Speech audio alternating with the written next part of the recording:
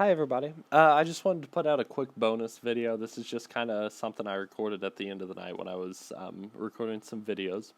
It's a upper body agility course. It's a little bit unusual, not something you'll do or see every day, anything like that.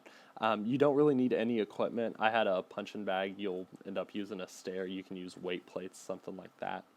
But it's going to be an upper body agility course, and we're going to work all the planes of motion. So you have those three planes of motion: your sagittal plane, which is basically front and back; your frontal plane, which is basically side to side; and then transverse plane, which is basically rotating around a point.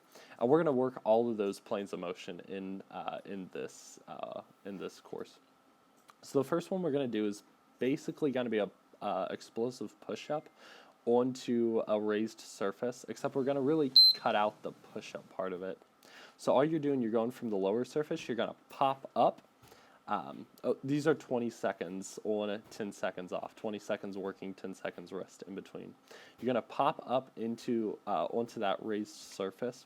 I used a punching bag. You can use a stair, anything that you can really be safe with. So that's going to be the one in our sagittal plane of motion, that front and back plane of motion. The next one we're going to do is going to be a frontal plane of motion exercise. It's called a Davies. It's something that we use for a test pretty often. It's upper body agility test called the Davies test. Basically, your hands are going to be 36 inches apart, and then you're going to tap from one side to the other. Make sure you're in that push-up position. That's going to be our sagittal plane of motion, but we'll also get a little bit of transverse plane of motion out of that. The last one we'll be going, second to last one we'll be going for is frontal plane of motion.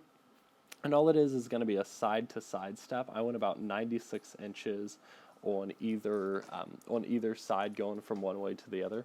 Just make sure you're keeping your feet moving. You're keeping your feet up at the same rate as your hands, and you're stepping from side to side on there for each one. And then the final one we're going to do is going to be a plank twist. So you're down in a plank position. This one is going to be our transverse plane of motion. So transverse plane, we're rotating around a point. That point is really going to be the hips, the feet. And you're going to go from a plank position, lift one arm, one shoulder up, open up your chest, and try to get a straight line from your arm to your elbow, shoulder, elbow, back to the hand. So we're going to go back around. You can do as many rounds of this as you want. See how many you can do before you hit failure.